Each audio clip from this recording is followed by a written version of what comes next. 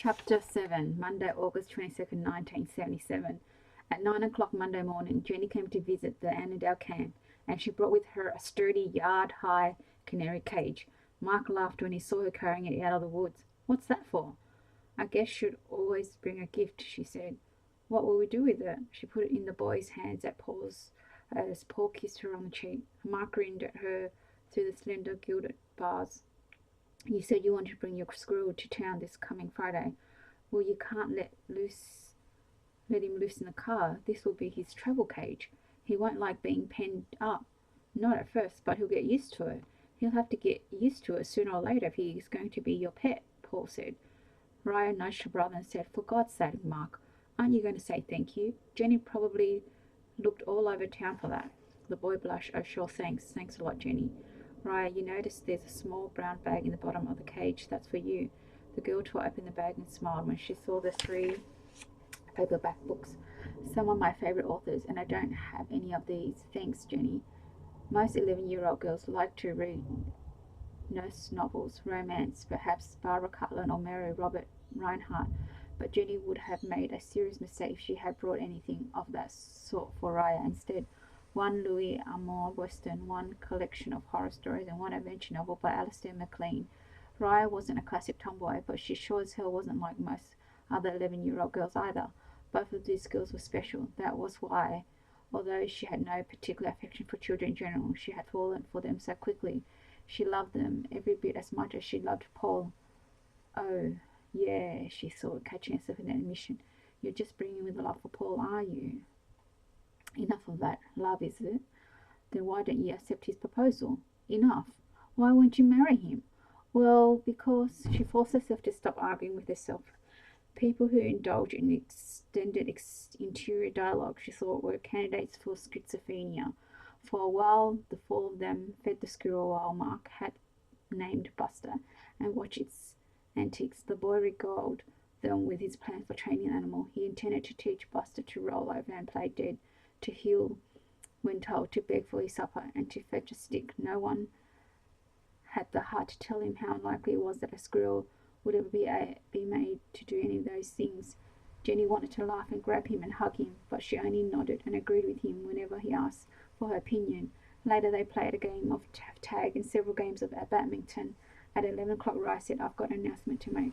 Mark and I planned lunch. We're going to do all the cooking ourselves, and we really have some special dishes to make. Don't we, Mark?"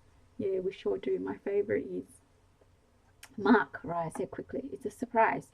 "Yeah," he said, as if he hadn't almost given away everything. "That's right, it's a surprise." Tucking her long black hair behind her ears, Raya turned to her father and said, "Why don't you and Jenny take a nice long walk up the mountain? There are lots and lots of easy deer trails. You should work up an appetite." "I've already worked one up by playing badminton," Paul said. Raya made a face. "I don't want you to see what we're cooking." "Okay, we'll sit over there with our backs to you." Raya shook her head. "No," she was adamant. "You'll still smell it cooking. There won't be any surprises." "The wind isn't blowing that way," Paul said. "Cooking odours won't carry far." Anxiously twisting her badminton racket in her hand, Raya glanced at Jenny. What a lot of schemes and calculations were swirling around behind those innocent blue eyes of yours, Jenny thought. She was beginning to understand what the girl wanted. With characteristic bluntness, Mark said, "You've got to go for a walk with Jenny, Dad. We know the 2 of you want to be alone." "Mark, for God's sake," Raya was aghast. "Well," the boy said defensively, "that's why we're making lunch, isn't it? To give them a chance to be alone." Jenny laughed. "I'll be damned," Paul said. Raya said, "I think I'll cook squirrel for lunch." A look of horror passed across Mark's face. "That's a terrible, rotten thing to say." "I didn't mean it." "It's still rotten." "I apologize." Looking at her out of the corner of his eye, as if he was trying to assess her sincerity, Mark finally said, "Well, okay." Taking Paul's hand, Jenny said, "If we don't go for a walk, your daughter's going to be very upset. And when your daughter's very upset, she's a dangerous girl." Grinning, Rye said, "That's true. I'm a terror." "Jen and I are going for a walk," Paul said. He leaned towards Raya. "But tonight I'll tell you the shocking story of the hideous fate that befell a conniving child." "Oh, good," Raya said. "I like bedtime stories. Lunch will be served at 1 o'clock." She turned away, and as if she sensed Paul swinging his badminton racket at her backside, jumped to the left and ran into the tent. The stream gushing noisily around a boulder surged between banks lined with scrub birch and laurel, descended several rocky shelves and formed a wide, deep pool at the end of the hollow before racing on to spill down the next step of the mountain. There were fish in the pool, darker shapes gliding in dark water. The surrounding clearing was sheltered by full-sized birch and one gargantuan oak with exposed and twisted roots like tentacles thrusting into the left mulch and black earth. The ground between the base of the oak and the pool were covered with moss so thick that it made a comfortable mattress for lovers. Half an hour above the camp in the meadow where they played badminton, they stopped beside the pool to rest. She stretched on her back, her hands behind her head. He lay beside her. She didn't know quite how it had happened, but the conversation had eventually given way to a gentle exchange of kisses, caresses, murmurs. He held her to his hands on her buttocks, his face in her hair, and licked lightly at her earlobes. Suddenly she became the bolder of the two. She rubbed one hand across the crotch of his jeans, felt him swirling beneath the denim.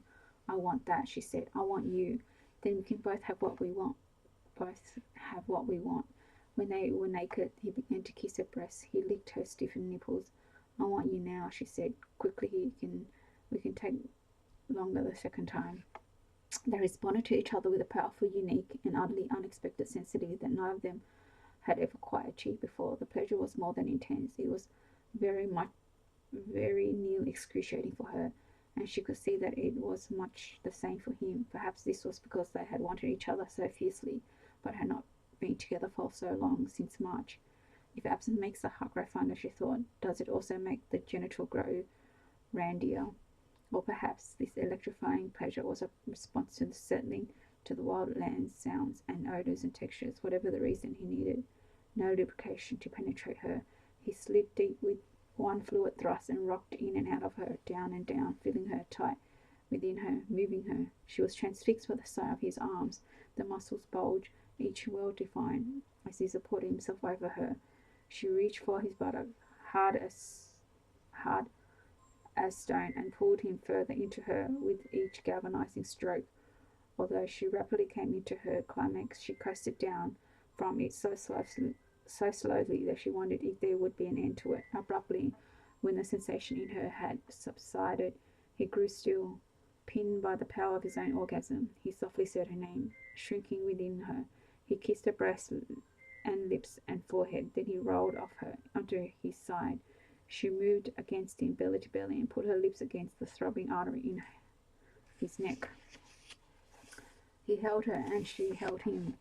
The act that they had just completed seemed to be behind them. The memory of joy was an invisible umbilical. For a few minutes she was not at all aware of the world beyond his shadow.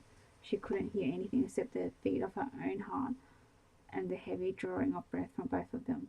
In time, the voices of the mountain filtered back to her, leaves rustling overhead, the stream splashing down the slope into the pool, birds calling to one another in the trees. Likewise, at first she couldn't feel anything but the slight ache in her chest and Paul's warm semen trickling out of her.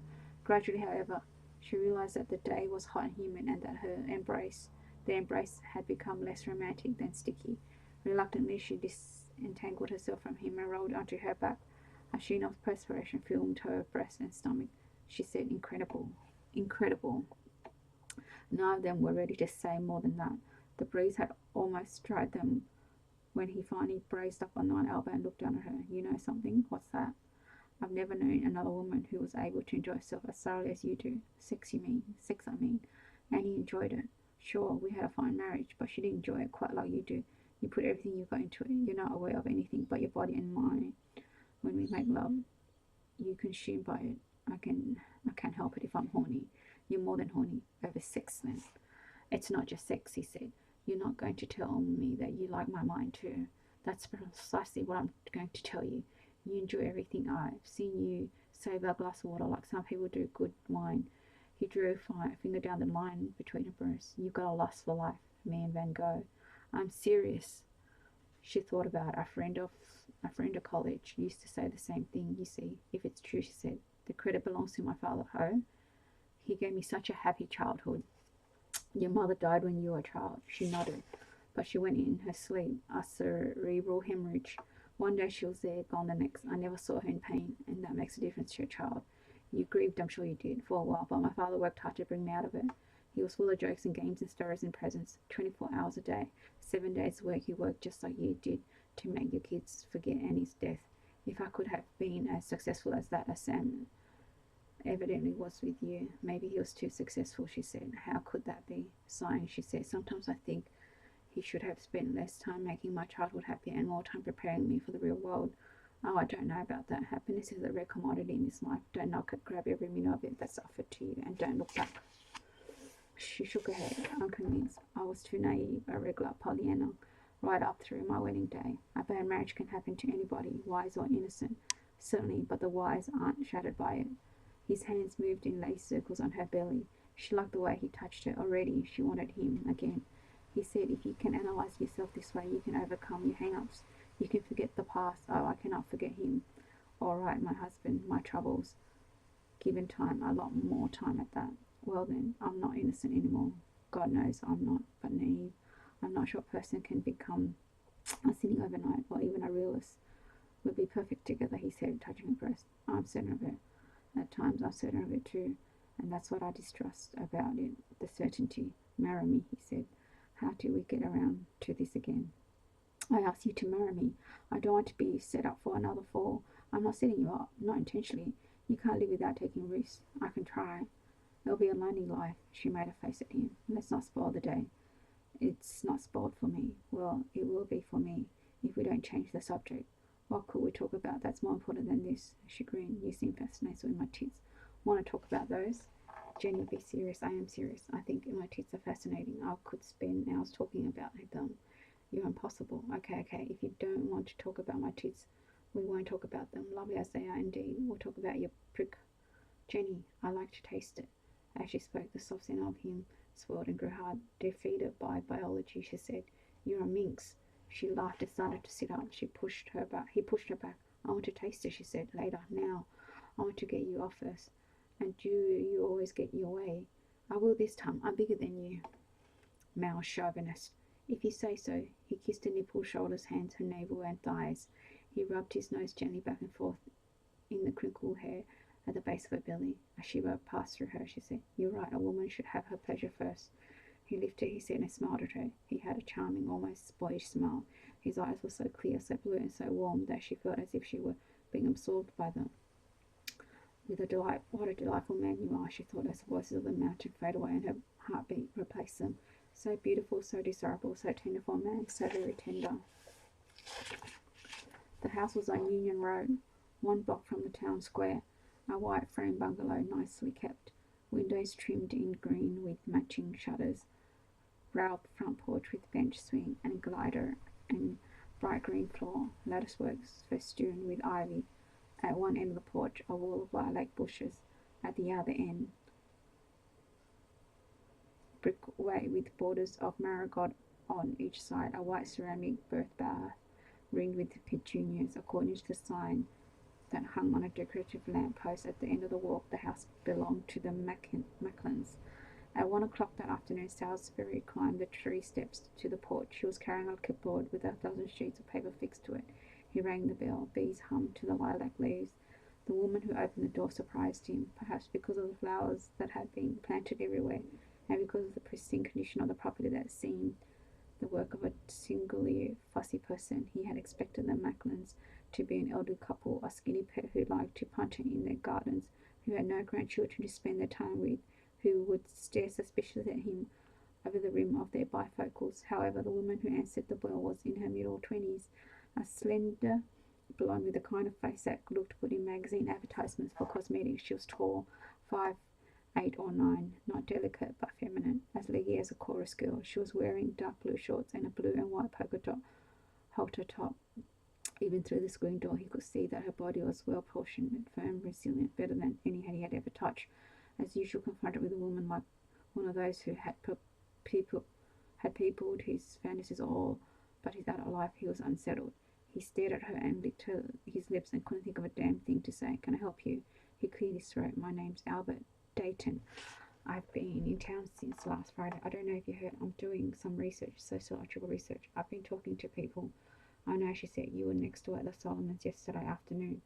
That's right, although the sun was hot and the air heavy. He hadn't perspired during any of the first 3 interviews of the day, but now he felt billows of sweat spring up on his forehead. "I'd like to talk with you and Mr. Macklin, if you can spare me the time. Half an hour ought to be enough. There are about 100 questions." "I'm sorry," she said. "My husband isn't home. He works up at the mill all on the day shift. He won't be home till 5:30. He looked at his clipboard for something to do. I can always catch him some other time. If I could interview you and the children now, get that out of the way." "Oh, we've only been married a year. We haven't had kids." "Newlyweds." "Just about." She smiled. She had dimples. He felt as if he had been dragged along in a dangerous current, swept inexorably towards a decision that could destroy him. "Is anyone else living here?" "A relative. Just Richie and me." "Richard's your husband?" "That's right. Last Friday in Alma's cafe he had risked exposing the entire project by using the hard phrase to play with the waitress, who looked like Miriam. He had gotten away with it, but he knew he was a fool to allow his emotion to overwhelm him like that. As penance for his behaviour, he was far more cautious on Saturday and Sunday than he needed to be. He used the code phrase 2 dozen times, interviewing the subjects in detail, searching for weak spots in an obedient mode. But he never approached one of them if there were the slimmest chance of discovery. Some of the women had been attractive, and he could have used them in any way he wanted. But he had restrained himself, having tasted total dominance when he opened Alice, that bitch waitress with the code. He was anxious to make one of them undress and get down to the floor before him. Damn anxious. And this one, standing there in shorts and halter, seemed to radiate heat that evaporated his willpower and his caution. He wanted to believe that, unlike the episode of the cafe, this situation contained no threat, and wanting to believe was the first step towards convincing himself. "I am the key. I am the lock." Relieved, he wiped his brow. "Are you alone?" "Yes." He began to tremble, not with fear but with excitement. "Are you expecting anyone?" "No, no one." "Is anyone expecting you? Were you planning to go visiting?" "No, let me in." She pushed open the screen door. He stepped past her into the aircon foyer. There was an oval mirror and accessories table on the right, a small painting of a storm-tossed sailing ship on the left. "Close the door and lock it." She did as she was told. A short corridor containing 2 more paintings of sailing ships led from the foyer to the kitchen. On the left, the living room opened the hall through an archway. It was neatly furnished, an oriental carpet, 2 crushed velvet sofas, and a slate-top coffee table arranged to form a conversation corner. Matching crushing velvet drapes at the 3 windows, a magazine rack, a gun case, 2 stifle lamps, to harmonize with the carpet. The paintings were of western sailing ships docked in Chinese harbours. "Draw the drapes," he said. She went from window to window, then came back to the centre of the room. She stood with her hands at her side, staring at him, a half smile on her face. She was waiting for orders, his orders. She was his puppet, his slave. For more than a minute he stood in the archway, unable to move, unable to decide what he should do next, immobilized by fear, anticipation, and the grip of lust that made his groin ache almost unpleasantly. He was never less sweating, as if he had just run the mile. She was his, entirely his, her mouth, breasts, arse, legs, cunt, every inch and fold of her. Better than that, there was no need for him to worry about whether or not he pleased her. The only consideration was his own pleasure. If he had told her that she loved it, she would love it. No complaints for afterwards, no recrimination, just to act, and then to hell with her. He had ready for the first time to use a woman exactly as he wanted. He found the reality more exhilarating than the dreams he'd had so many years to elaborate upon. She regarded him quizzingly. "Is that all?" "No." His voice was hoarse. "What do you want?" He went to the nearest lamp, switched it on, and sat down on one of the sofas. "You stand where you are," he said. "Answer my question and do what I say." "All right. What's your name?" "Brenda." "How old are you, Brenda?" 26. He took his handkerchief from his hip pocket, wiped his face. He looked at the paintings of sailing ships. "Your husband likes the sea." "No." "Then he likes painting of the sea." "No, he doesn't care for them." He had only been talking to pass the time while he decided how he wanted to proceed with her. Now her unexpected answer confused him. "Then why the hell do you have all these paintings?" "I was born and raised in Cape Cod. I love the sea." "But he doesn't care for it." "Why does he let you hang these damn things everywhere?" "He knows I like them," he said. He wiped his face again, but put the handkerchief away. "He knows if he took them off the wall, you'll freeze him out in bed." "Wouldn't you, Brenda?" "Of course not. You know you would, you little bitch. You're a pretty little piece. You'd do anything to keep you happy, and any man would. Men have been running to do your bidding since you were old enough to fuck. You snap your fingers and they dance, don't they?" Puzzled, she shook her head. "Dance? No." He laughed bitterly. A game of semantics. You know, I didn't really mean dance. You're like all the others. You're a bitch, Brenda. She squinted, frowned. I say you're a bitch, am I right? Her frown vanished. Yes, I'm always right. Isn't that true? Yes, you're always right. What am I? You're the key. What are you? I'm the lock. He was feeling better by the minute. Not so tense as he had been, not so jury, calm, in control as he'd never been. He pushed his glass up his nose.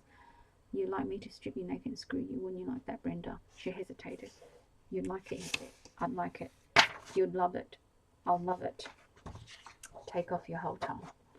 Reaching behind her back, she slipped the knot and polka dot fell to her feet. The flesh beneath was white in stark and erotic contrast to a dark tan. Her breasts were neither large nor small, but exquisitely curved, upthrust, a few freckles, pink nipple not much darker than her untanned skin. She kicked the halter out of her way. Touch them, he said. My breast, squeeze them, pull on the nipples. He watched, found her movement too mechanical, and said, You're horny, Brenda. You want to be fucked. You can't wait to have me. You need me. You want it. You want it more than you ever wanted in your life. You're almost sick with wanting it. As she continued to caress herself, her nipples swelled and turned a darker shade of pink. She was breathing heavily. He giggled. He couldn't suppress it. He felt terrific. So terrific. Take off your shorts. She did. And your panties. You're real blonde, I said. Now put one hand between those pretty legs. Finger yourself. That's it. That's good. That's a good girl. Standing her feet wide apart, masturbating, and she was a stunning sight. She threw back her head, golden hair trailing like a banner, mouth open. Face slack, she was gasping for breath, shivering, twitching, moaning. With a free hand she was caressing her breast. The power, good God, the power he had over them now, would always have over them. From this day forward, he could come into their home, into their most sacred and private places, and once inside, do whatever he wished with them, and not just with the woman, men too, if he ordered it of them. The men would kneel and crawl to him on their hands and knees. They would beg him to screw their wives. They'd given him their daughters, their girl children. They wouldn't deny him any experience, however extravagant or outrageous. He would demand every thrill, and he would enjoy each of them. But on the whole, he would be a benign ruler, a benevolent dictator, more like a father than a jailer. No jackboots in their face. He laughed at that thought, though.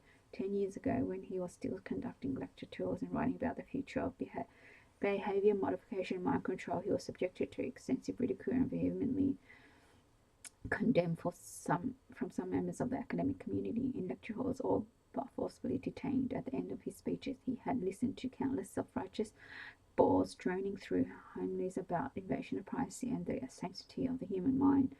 They quoted hundreds of great thinkers, epigrams by the score, some of which he remembered to this day. There was one about the future of mankind, amounted to little more than a jackboot in the face. Well, that was crap. Jackboots and the cruel authoritarian state they symbolized were only a means of keeping the masses in line. Now, with his drug and little kilo program, jackboots had become obsolete. No one would have a jackboot pushed in his face. Of course, for selected women, he had something else to push in their faces. Massage himself through his trousers, he laughed. The power, the sweet, sweet power. Brenda shuddered, grasping her knees, bent slightly as she climaxed as her index finger worked industriously between her legs. Brenda. At last she looked at him. She was beginning to perspire. Her hair was dark and damp at the brow. He said, Go to that sofa, kneel on it with your back to me, and brace your arms around the pillow. When she was in position, her white butt thrust up at him, she looked over her shoulder. Hurry, please. Laughing, he shoved the coffee table out of the way and sent it slipping off the carpet across the hardwood floors into the magazine rack. He stood beside her, dropping his trousers and his yellow striped shorts. He was ready, the veins about to burst, hard as iron, bigger than he'd ever been, big as a stallion's gun, a horse cock, and red, so red it looked as if he had been smeared with blood. He ran one hand over her buttocks, over the golden hairs on her back, along her side, under the swinging breasts, pinched the nipples, smoothed her flank, pinched her ass, slipped her fingers between her thighs to her pubes. She was wet, dripping, far more ready than he was. He could even smell her giggling. He said, You're a bitch in more ways than one. A regular little bitch dog, a little animal, aren't you, Brenda? Yes. Say you're a little animal. I am a little animal. The power. What do you want, Brenda? I want you to screw me. Do you? Yes. How bad do you want it? Real bad. Sweet, sweet power. What do you want? You know. Do I? I already said it. Say it again. You're humiliating me. I haven't even begun. Oh God, listen to me, Brenda. What? Your cunt's getting hotter. She groaned softly, shuddered. Feel it, Brenda? Yes, hotter and hotter. I can't. You can't stand it. So hot almost burns. He smiles. Now what do you want? I want you to screw me. See, Miriam, I am somebody. What about you, Brenda? I'm the lock. What else are you? A bitch. I can't hear it often enough. A bitch in heat. Yes, yes, please. Poised to enter her, dizzy with excitement, demonic, electrified by the power he held, Salisbury had no illusions that his orgasm deep within the silken regions of this woman was the most important aspect of the rape. The spasm outpouring of a tablespoon or two of semen was only the punctuation at the end of the sentence. At the conclusion of his Declaration of Independence during the past half hour, he had proved himself. He had freed himself from the dozen of bitches who had messed in his life all the way back to and include his mother, especially his mother, the goddess of bitches, that empress of ball breakers. After her came the girls who were frigid, and the girls who laughed at him, and the girls who whined about his poor technique, and the girls who rejected him with unconcealed distaste, and Miriam and the contemptible whores to whom he had been forced to resort in later years. Brenda McLean was only a metaphor written in his life by chance. If it hadn't been her, it would have been someone else this afternoon or tomorrow or the day after tomorrow. She was a voodoo doll, the totem with which he could exorcise some of the bitches from his past. Each inch of prick he jammed into her was a blow to the Brendas of years gone by. Each stroke, the more brutal it was, the better, was an announcement of his triumph. He would pound her, bruise her, use her until she was raw, hurt her. With every blade of pain he sent through her, he would be cutting each of them, these hated women, by mounting his lean, blonde animal, by battering relentlessly into her, tearing her apart. He would be proving his superiority to all of them. He seized her hips and leaned close, but at the tip of his shaft touched her vagina. Even before the head of it slipped into her, he ejaculated uncontrollably. His legs gave way. Crying out, he fell on her. She collapsed against the pillow. Panic took him, memories of past failures, the sour looks they gave him afterwards, the contempt with which they treated him, the shame of it. He held Brenda down, weighed her down. Desperately he asked, "You're coming, girl. You're climaxing. Do you hear me? Do you understand? I'm telling you, you're coming." She made a noise muffled by pillows. "Feel it? Do you feel it?" Raising her head, she said, "God, yes. You never had it better. Not ever. Never," she gasped. "Feel it? Feel it? It's hot, so hot." Oh, coasting now. "You're coming down." She stopped, squirming under him, drifting down. "It's almost over. So good." Softly, you little animal. With that, the tension drained out of her. The doorbell rang. What the hell? She didn't react. Pushing away from her, he swayed to his feet, tried to take a step with his trousers around his ankles, and almost fell. He grabbed his shorts, jerked them up. Then his trousers. "You said you weren't expecting anyone." "Wasn't." "Then who's that?" She rolled into her back.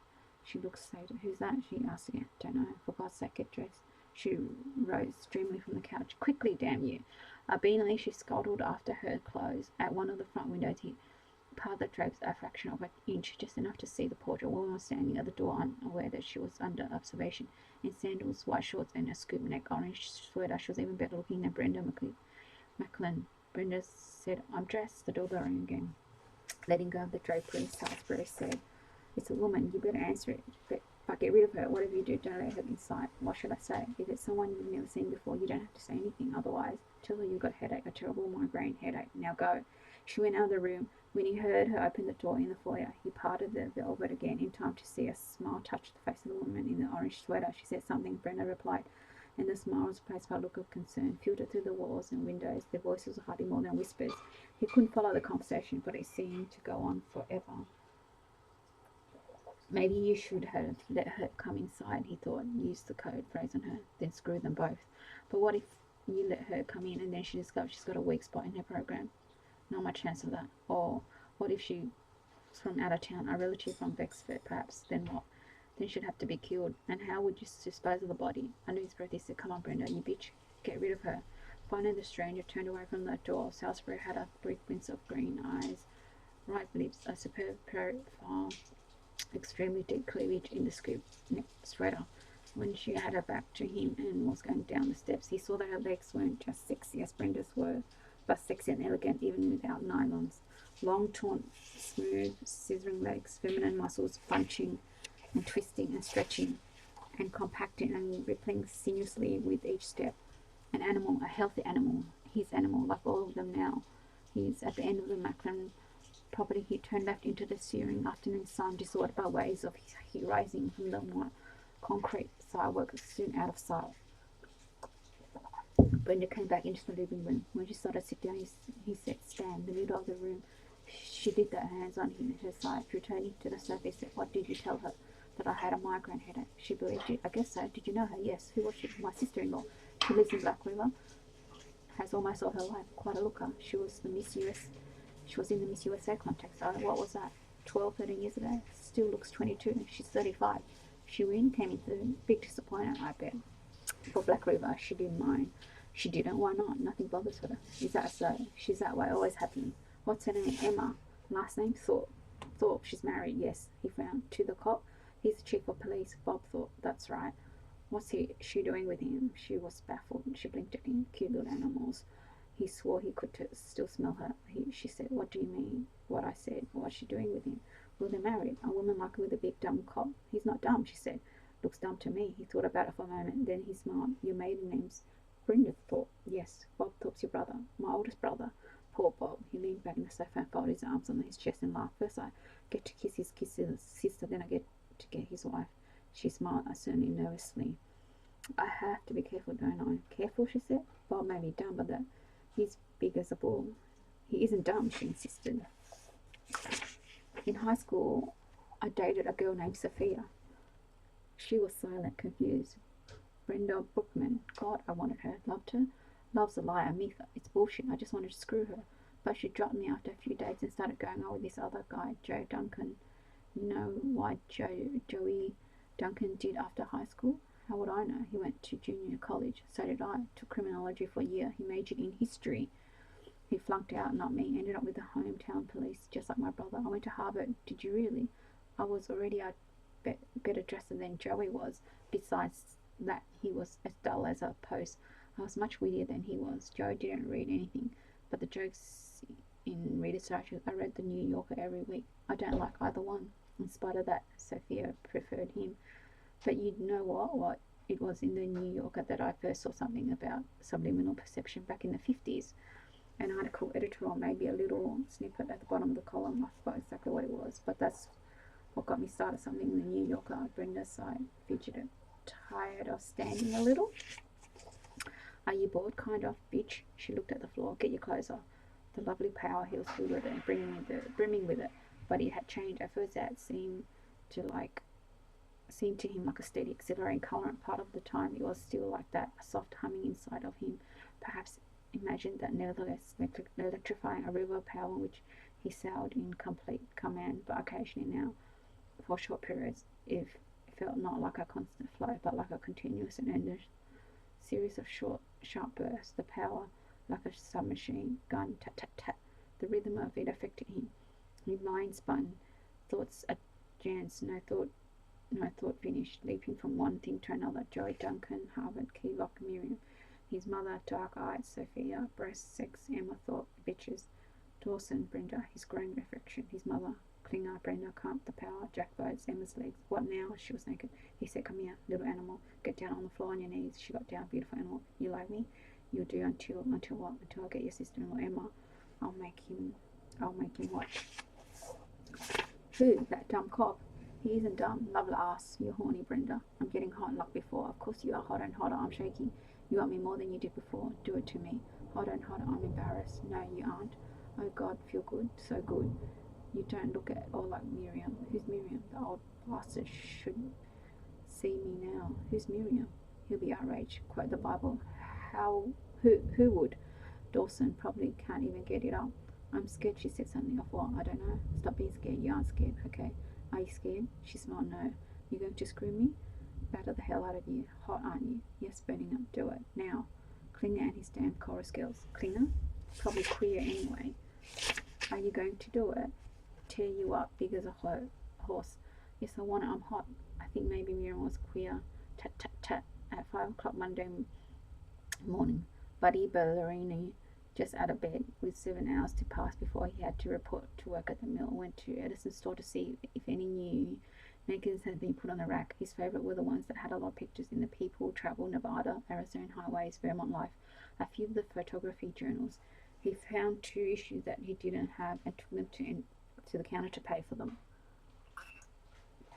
Jenny was at the cash register. She was wearing a white blouse with yellow flowers on it. Her long black hair looked freshly washed, thick and shiny. You look so pretty, Miss Jenny. Why, thank you, buddy. He blushed and wished he had said nothing. She said, is the world treating you right? No complaints. I'm glad to hear it. How much I owe you? Do you have $2?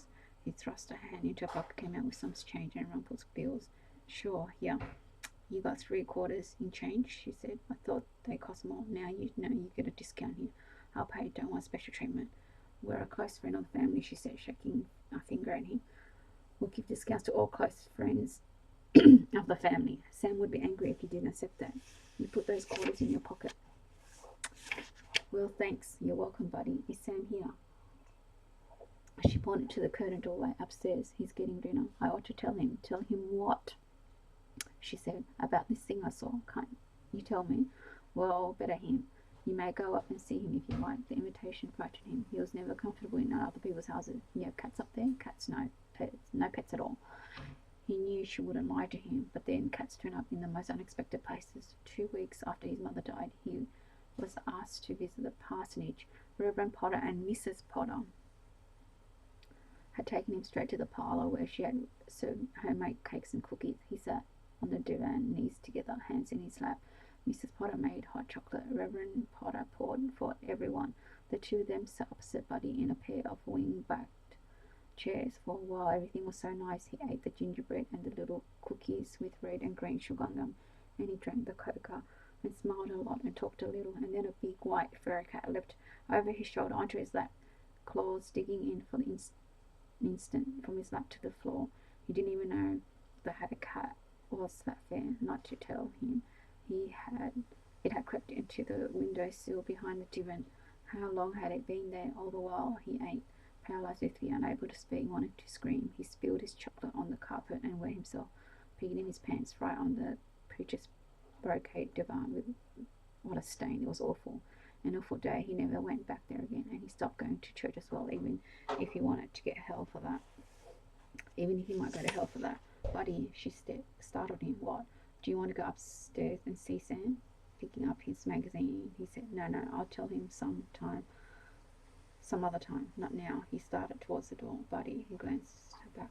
Is something wrong? She asked. No, he forced her to laugh. No, nothing.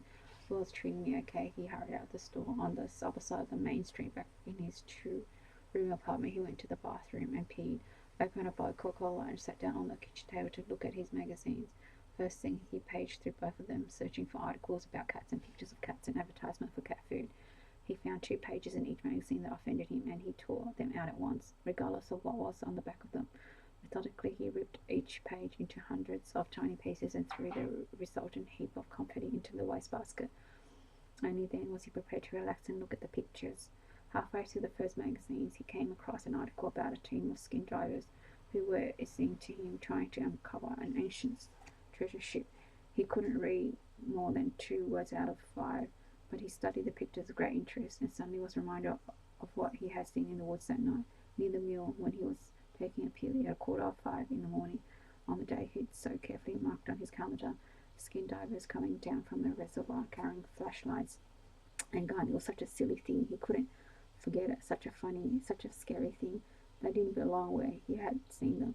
They hadn't been hunting for treasure, not at night, not up in the reservoir. What had they been doing? He thought about that for ever so long, but he simply couldn't figure it out. He wanted to ask someone to explain it, but he knew they laughed at him. Last week, however, he realized that there was someone in Black River who would listen to him, who would believe him and wouldn't laugh no matter how silly the story was. Sam